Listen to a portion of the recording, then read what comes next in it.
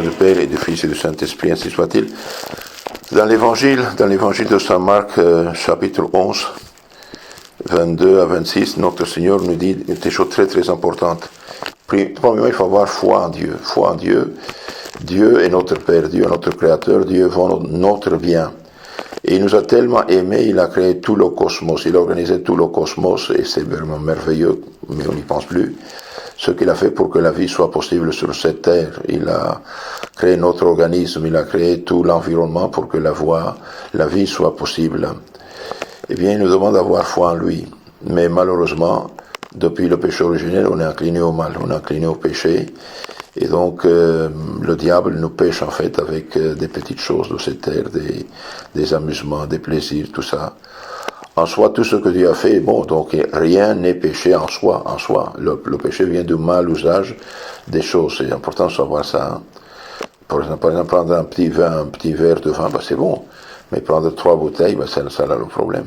C'est tout ce que Dieu a fait bon. Vous avez un marteau, c'est bon pour travailler.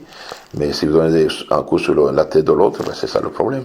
Donc, tout est bon, mais bon, ça dépend du bon usage. Donc, ayez foi en Dieu et suivez Dieu. Quand un jeune a demandé à Jésus, Seigneur, qu'est-ce que je dois faire pour entrer dans les cieux? Il a dit, pratiquer les commandements. Voilà, pratiquer les commandements. Vous voulez entrer au royaume des cieux? Pratiquer les commandements. Et les commandements sont 10. Dieu ne fait pas de rabais sur ses commandements.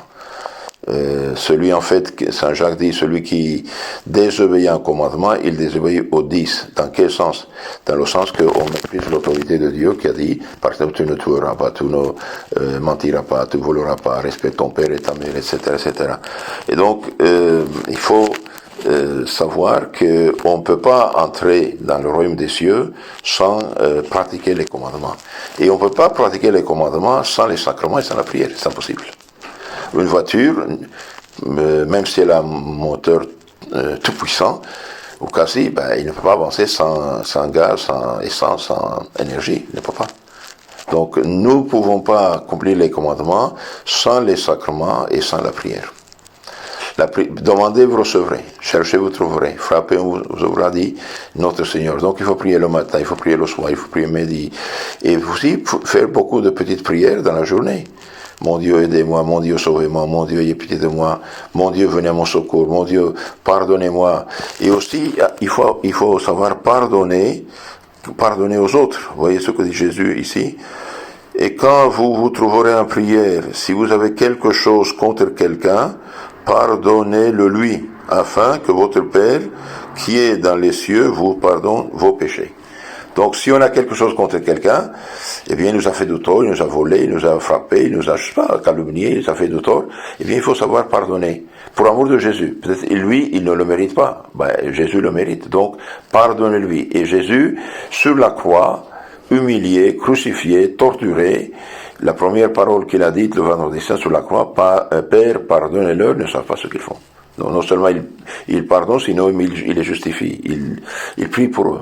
Donc, si vous trouvez en prière et vous avez quelque chose contre quelqu'un, pardonnez-le lui, afin que votre Père, qui est dans les cieux, vous pardonne vos péchés. Si vous ne pardonnez point, votre Père qui est dans les cieux ne vous pardonnera pas non plus vos péchés. C'est clair. Si vous ne pardonnez pas, il n'y a pas de pardon. Dans la mesure où nous pardonnons, il y a pardon. Et si quelqu'un nous a fait, supposons, il a le tort, nous n'avons rien fait de mal, il nous a vraiment fait du tort, ok. Eh bien, prions pour avoir la charité de pardonner. Même si la nature dit non, eh bien, la foi dit oui. Jésus le dit. Et donc, pour l'amour de Jésus, tâchons de pardonner, tâchons de ne pas garder de rancœur contre les autres. Par exemple, accidentellement, un ami a tué le mari de Sainte Françoise de Chantal dans la chasse. Eh bien, non seulement, ça a été un accident, bon, ok, mais quand même, eh bien, non seulement il a pardonné, elle est devenue même marraine de son enfant, pour montrer qu'il a vraiment pardonné de tout cœur. Faites du bien à ces gens-là. Et donc il faut prier pour les autres, il faut prier pour eux. Il ne faut pas alimenter la haine, la rancœur dans le cœur, parce que si vous ne pardonnez pas, eh bien votre Père qui est dans le ciel ne vous pardonnera à vous non plus vos péchés. Donc c'est la condition. Soyez miséricordieux pour avoir de miséricorde. Donc pour pouvoir pardonner, il faut prier. Il faut demander au bon Dieu. Il faut, mon Jésus, pour amour à vous, je pardonne. Pour amour à vous, je fais ce geste de charité avec mon prochain, même s'il m'a humilié, même s'il m'a fait du tort, même s'il m'a persécuté, même s'il m'a calomnié. Bon, tant pis, vous, Seigneur, vous jurez, mais moi, pour amour à vous, je pardonne.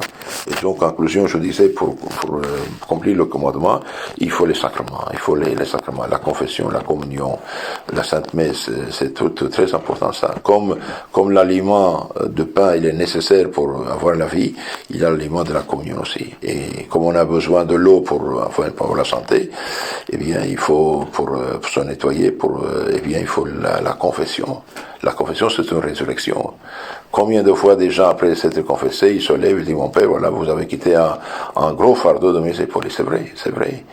Le péché, en fait, le péché empêche de voir. Quand vous avez beaucoup de brouillard, parfois on ne voit pas 3 mètres devant, 2 mètres devant, on ne voit pas.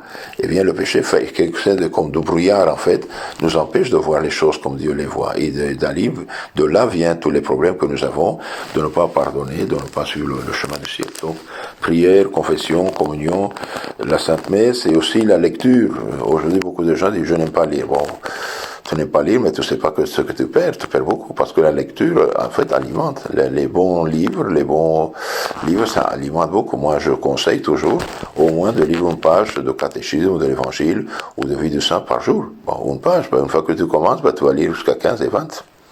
C'est comme ça. Donc, lecture, prière, confession, communion, et pratiquer la charité sur toutes les formes. Je vous ai dit, le cas de Don Bosco, quelqu'un qui avait problème économique, il a demandé à Don Bosco de lui donner les chiffres qu'il faut jouer pour gagner. Il a dit jouer 3, 10, 7, 14. L'autre est parti en courant, il dit non, venez. Si vous voulez aller au ciel, pratiquez les 10 commandements, fréquentez les 7 sacrements, selon votre état, et pratiquer les 14 œuvres de charité. Il y a 7 matériels et 7 spirituels. Par exemple, donner à manger et boire aux pauvres, c'est charité, visiter les malades ou les prisonniers, c'est charité, etc.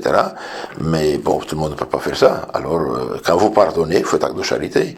Quand vous conseillez quelqu'un qui laisse le mauvais chemin, par exemple quelqu'un en union libre, quelqu'un dans le péché, comme ça, vous les conseillez, vous faites pas grand péché. Priez pour les pécheurs et pour les justes, c'est grande charité. Pardonnez aux autres, c'est grande charité. Supporter les autres, c'est grande charité.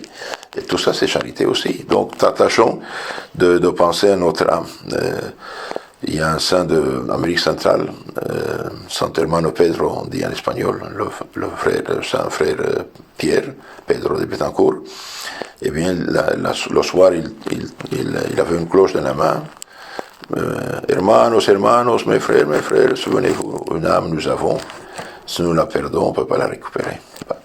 Il y a une mort, et la mort n'a pas d'essai, et puis il y a le jugement. Si on meurt dans le péché mortel, on tombe directement dans l'enfer. Et si on meurt dans la grâce, même si on a péché, on s'est confessé, pardonné, on ira, même si on passe au purgatoire, on ira au ciel. Donc, tâchons de prendre le chemin du ciel. Au nom du Père, et du Fils et du Saint-Esprit. Amen.